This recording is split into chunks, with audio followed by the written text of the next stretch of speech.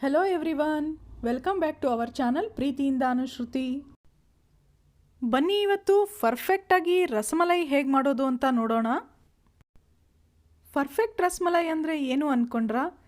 ಸಕ್ಕರೆ ನೀರಲ್ಲಿ ಹಾಕಿದ ಕೂಡಲೇ ಪನ್ನೀರ್ ಬಾಲ್ಸ್ ಒಡಿದೆ ಕರೆಕ್ಟ್ ಶೇಪ್ನಲ್ಲಿ ಇರೋದು, ಹಾಗೆಯೇ ಹಾಲನ್ನು ಚೆನ್ನಾಗಿ ಹೀರ್ಕೊಂಡು ಸ್ಪಾಂಜಿ ಆಗಿರೋದು. ಈ ರೀತಿ ಇದ್ರೇ ಅದು ಪರ್ಫೆಕ್ಟ್ ರಸಮಲೈ ಅಲ್ವಾ? ಕೆಲವೊಂದು ಸಲ ಹಾರ್ಡ್ ಆಗಿಬಿಡುತ್ತೆ ಅಥವಾ ಒಣಗಿದಂಗೆ ಅನಿಸುತ್ತೆ. ಹಾಗೆಲ್ಲ ಆಗದೆ ರಸಮಲೈ ತುಂಬ ಚೆನ್ನಾಗಿ ಬರಬೇಕು ಅಂದರೆ ಈ ವಿಡಿಯೋನ ಪೂರ್ತಿ ನೋಡಿ. ಯಾಕೆ ಅಂದರೆ ಪರ್ಫೆಕ್ಟ್ ರಸಮಲೈಗೆ ಕೆಲವೊಂದು ಟಿಪ್ಸ್ಗಳಿದ್ದಾವೆ. ರಸಮಲೈ ಮಾಡೋ ಫಸ್ಟ್ ಸ್ಟೆಪ್ ಪನ್ನೀರ್ ಬಾಲ್ಸ್ ಮಾಡ್ಕೊಳ್ಳೋದು. ಪನ್ನೀರ್ ಬಾಲ್ಸ್ ಮಾಡೋದಕ್ಕೆ ಗಟ್ಟಿ ಹಾಲನ್ನು ಉಪಯೋಗಿಸಬೇಕು. ಹಾಲು ತೆಳ್ಳಗಿದ್ರೆ ಪನ್ನೀರ್ ಚೆನ್ನಾಗಿ ಬರೋದಿಲ್ಲ. ಟಿಪ್ ನಂಬರ್ 1, ತುಂಬ ಬಿಸಿಯಾಗಿರೋ ಹಾಲಿಗೆ ಹುಳಿ ಹಾಕಬಾರ್ದು. ಹಾಲು ಒಂದು 5 ನಿಮಿಷ ತಣ್ಣಗಾದ ನಂತರ ನಿಂಬೆ ಹುಳಿನ ಸೇರಿಸಬೇಕು. ಹೀಗೆ ಮಾಡೋದ್ರಿಂದ ಪನ್ನೀರ್ ರಬ್ಬರ್ ಥರ ಆಗೋದಿಲ್ಲ. ಹಾಗೆಯೇ ಎಲ್ಲ ಹುಳಿಯನ್ನು ಒಂದೇ ಸಲಕ್ಕೆ ಹಾಕಬಾರ್ದು.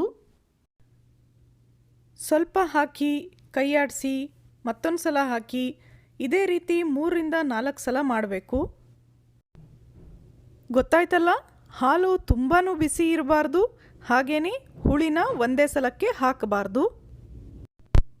ನೋಡಿ, ಈಗ ಹಾಲು ಒಡೆದಿದೆ, ಆದರೆ ಪನ್ನೀರ್ ಪೂರ್ತಿಯಾಗಿ ಸಪ್ರೇಟ್ ಆಗಿಲ್ಲ. 5 ನಿಮಿಷದ ನಂತರ ನೋಡಿ, ಪನ್ನೀರ್ ಪೂರ್ತಿಯಾಗಿ ನೀರಿಂದ ಸಪ್ರೇಟ್ ಆಗಿದೆ. ಈಗ ಇದನ್ನು ತಕ್ಷಣ ಸೋಸ್ಕೋಬೇಕು. ಒಂದು ಕಾಟನ್ ಬಟ್ಟೆನಲ್ಲಿ ಈ ಪನ್ನೀರ್ನ ಸೋಸ್ಕೋಬೇಕು. ಸೋಸೋದಕ್ಕೆ ತುಂಬಾ ಬಿಸಿ ಅನಿಸಿದರೆ ಸ್ವಲ್ಪ ಐಸ್ ಕ್ಯೂಬ್ಸ್ಗಳನ್ನು ಸೇರಿಸ್ಕೋಬಹುದು. ಈ ರೀತಿ ಬೇಗನೆ ಸೋಸದೆ ಆ ನೀರಲ್ಲಿ ಪನ್ನೀರ್ನ ಹಾಗೆ ಬಿಟ್ಟರೂ ಕೂಡ ರಬ್ಬರ್ ಥರ ಆಗುತ್ತೆ. ನೋಡಿ, ಈ ರೀತಿ ಕಟ್ಟಿಬಿಟ್ಟು ಎಷ್ಟು ಸಾಧ್ಯನೋ ಅಷ್ಟು ಒತ್ತಿ ನೀರನ್ನು ಪೂರ್ತಿಯಾಗಿ ತೆಗಿಬೇಕು. ಬಿಸಿ ಇರೋದ್ರಿಂದ ಅಷ್ಟಾಗಿ ಮುಟ್ಟೋದಕ್ಕೆ ಆಗೋದಿಲ್ಲ, ಆದ್ರೂ ಎಷ್ಟಾಗುತ್ತೋ ಅಷ್ಟು ಒತ್ತಿ ನೀರನ್ನು ತೆಗಿಬೇಕು. ಈಗ ಇದನ್ನು ಶೆಲ್ಫ್ಗೆ ಅಥವಾ ಇನ್ನೆಲ್ಲಾದರೂ ಕಿಚನ್ ಕೌಂಟರ್ಗೆ ಕಟ್ಟಿಬಿಟ್ಟು ಹ್ಯಾಂಗ್ ಮಾಡಿ. ಅದರಿಂದ ಉಳಿದಿರೋ ನೀರು ಕೂಡ ಸೋಸಿ ಹೋಗುತ್ತೆ.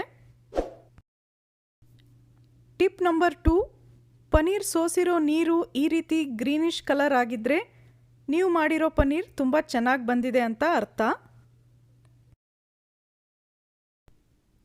ಅರ್ಧ ಗಂಟೆ ನಂತರ ಹ್ಯಾಂಗ್ ಮಾಡಿರೋ ಪನ್ನೀರ್ನ ತೆಗೆದು ಒಂದು ಪ್ಲೇಟ್ನಲ್ಲಿ ಹಾಕ್ಕೋಬೇಕು.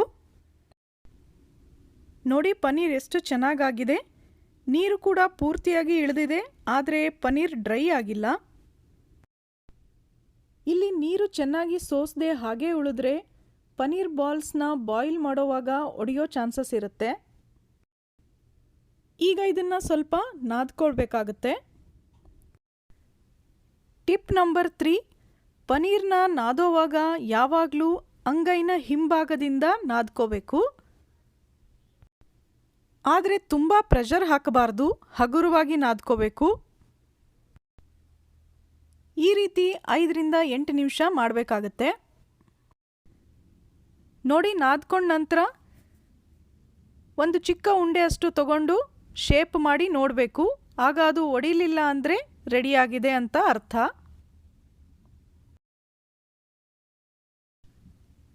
ಹಾಗೆಯೇ ಚಿಕ್ಕ ಚಿಕ್ಕ ಉಂಡೆಗಳಾಗಿ ತಗೊಂಡು ಸ್ವಲ್ಪ ಪ್ರೆಸ್ ಮಾಡಿ ಫ್ಲ್ಯಾಟ್ ಮಾಡಬೇಕು. ಆಗ ಸೈಡ್ನಲ್ಲಿ ಏನಾದರೂ ಬಿರುಕು ಬಿಟ್ಟರೆ ಅದನ್ನು ಕವರಪ್ ಮಾಡ್ಕೋತಾ ಹೋಗಬೇಕು.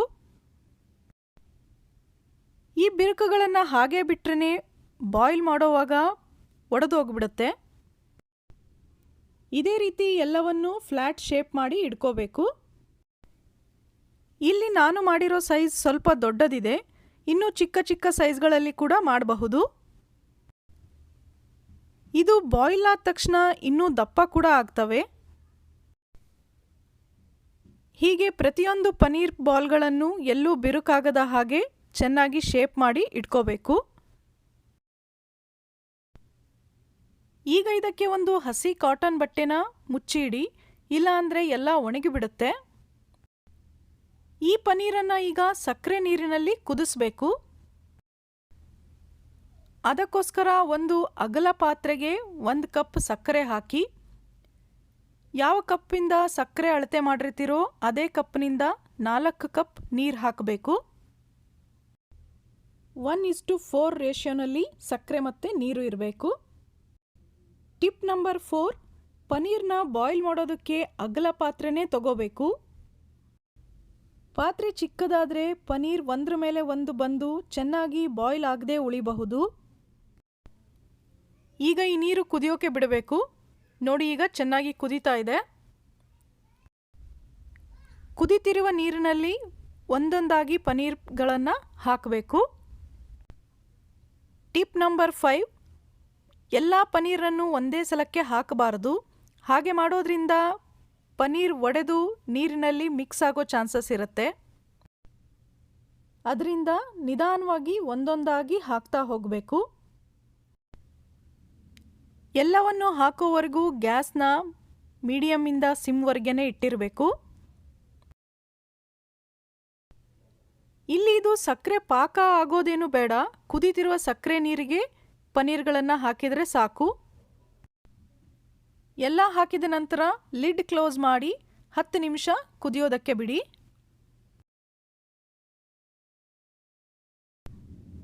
ನೋಡಿ, 10 ನಿಮಿಷದ ನಂತರ ತುಂಬ ಹಗುರವಾಗಿ ಒಂದೊಂದೇ ಪನ್ನೀರ್ ಬಾಲ್ಸ್ನ ತಿರುಗಿಸಿ ಹಾಕಬೇಕು. ಇದು ಬಾಯ್ಲ್ ಆಗ್ತಾ ಆಗ್ತಾ ಸೈಜ್ ಕೂಡ ದೊಡ್ಡದಾಗುತ್ತೆ. ನಿಧಾನವಾಗಿ ಎಲ್ಲವನ್ನು ಟರ್ನ್ ಮಾಡಿದ ನಂತರ ಮತ್ತೆ ಲಿಡ್ ಕ್ಲೋಸ್ ಮಾಡಿ 5 ನಿಮಿಷ ಕುದಿಸಬೇಕು. ನೋಡಿ, ಈಗ ಪನ್ನೀರ್ ಬಾಲ್ಸ್ ರೆಡಿ ಆಗಿದೆ. ಈಗ ಗ್ಯಾಸ್ ಆಫ್ ಮಾಡಿ ಹೀಗೆ ಬಿಸಿನಲ್ಲೇ ಇನ್ನೂ 10 ರಿಂದ 15 ನಿಮಿಷ ಇರೋದಕ್ಕೆ ಬಿಡಬೇಕು. ಈಗ ಥರ್ಡ್ ಆ್ಯಂಡ್ ಫೈನಲ್ ಸ್ಟೆಪ್, ರಸ್ಮಲೈನ ರಸ ಅಂತಲೇ ಹೇಳಬಹುದು, ಹಾಲನ್ನು ರೆಡಿ ಮಾಡ್ಕೊಳ್ಳೋಣ. ಇದಕ್ಕೆ ಕೂಡ ಗಟ್ಟಿ ಹಾಲನ್ನು ತಗೋಬೇಕು. ಅದು ಕೂಡ ಅಗಲ ಪಾತ್ರೆಯಲ್ಲಿ ಕುದಿಸ್ತಾ ಹೋಗಬೇಕು. ಕೆನೆ ಬರ್ತಿದ್ದ ಹಾಗೇನೆ ಅದನ್ನು ಸೈಡ್ಗೆ ಮಾಡಿ ಮತ್ತೆ ಕುದಿಸ್ತಾ ಹೋಗಬೇಕು. ಹಾಲಿನ ಕ್ವಾಂಟಿಟಿ ಕಡಿಮೆ ಆಗಬೇಕು, ಅಷ್ಟರವರೆಗೆ ಕುದಿಸ್ಬೇಕು. ಹಾಗಂತ ತುಂಬ ಗಟ್ಟಿಯಾಗೋವರೆಗೂ ಏನು ಬೇಡ. ತುಂಬ ಗಟ್ಟಿಯಾದರೆ ಪನ್ನೀರ್ ಚೆನ್ನಾಗಿ ಹೀರ್ಕೊಳೋದಿಲ್ಲ. ಈಗ ಇದಕ್ಕೆ ಅರ್ಧ ಕಪ್ ಕಂಡೆನ್ಸ್ ಮಿಲ್ಕ್ ಸೇರಿಸ್ತಾ ಇದ್ದೀನಿ. ಇದು ಪೂರ್ತಿ ಆಪ್ಷನಲ್. ಕಂಡೆನ್ಸ್ ಮಿಲ್ಕ್ ಬೇಡ ಅಂದರೆ ಹಾಲನ್ನೇ ಹೆಚ್ಚಿಗೆ ತಗೋಬಹುದು. ಆದರೆ ಕಂಡೆನ್ಸ್ ಮಿಲ್ಕ್ ಹಾಕೋದ್ರಿಂದ ಒಳ್ಳೆ ಟೆಕ್ಸ್ಚರ್ ಬರುತ್ತೆ, ಹಾಗಾಗಿ ನಾನು ಸೇರಿಸಿದ್ದೀನಿ. ಈಗ ಇದಕ್ಕೆ ಅರ್ಧ ಕಪ್ ಸಕ್ಕರೆ ಸೇರಿಸಬೇಕು. ಕಂಡೆನ್ಸ್ ಮಿಲ್ಕ್ ಉಪಯೋಗಿಸಿರೋದ್ರಿಂದ ಸಕ್ಕರೆ ಕಡಿಮೆ ಬೇಕಾಗುತ್ತೆ. ಕಂಡೆನ್ಸ್ ಮಿಲ್ಕ್ ಹಾಕಿಲ್ಲ ಅಂದರೆ 1 ಕಪ್ ಸಕ್ಕರೆ ಹಾಕಬೇಕಾಗತ್ತೆ. ಈಗ ಕೇಸರಿ ದಳ ಸೇರಿಸಿರೋ ಹಾಲು. ಕೇಸರಿ ರಸಮಲಾಯಿಗೆ ಒಳ್ಳೆ ಫ್ಲೇವರ್ ಕೊಡುತ್ತೆ. ಈಗ ಇದನ್ನು 2 ನಿಮಿಷ ಕುದಿಸಿ ಬೇರೆ ಬೌಲ್ಗೆ ಟ್ರಾನ್ಸ್ಫರ್ ಮಾಡಿ ತಣ್ಣಗಾಗಲು ಬಿಡಿ. ಈಗ ಇದರಲ್ಲಿ ಬಾಯ್ಲ್ ಮಾಡಿರುವ ಪನ್ನೀರ್ ಹಾಕಬೇಕು. ಹಾಗೆ ಹಾಕೋಕೆ ಮುಂಚೆ ಪನ್ನೀರ್ನಲ್ಲಿರೋ ನೀರನ್ನು ಪ್ರೆಸ್ ಮಾಡಿ ತೆಗೆದು ಹಾಲಲ್ಲಿ ಹಾಕಬೇಕು. ಆಗ ಪನ್ನೀರ್ ಹಾಲನ್ನು ಚೆನ್ನಾಗಿ ಹೀರ್ಕೊಳ್ಳುತ್ತೆ. ಇದೇ ರೀತಿ ಉಳಿದ ಎಲ್ಲವನ್ನೂ ಮಾಡಬೇಕು.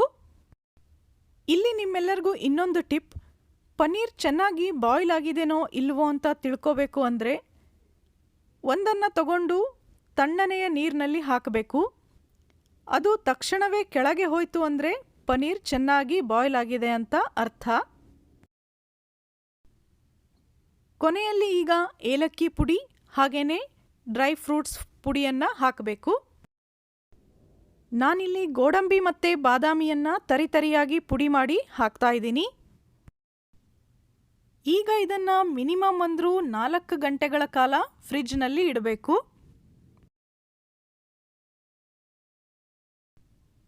ನಂತರ ನೋಡಿ, perfect rasmalai ready to serve.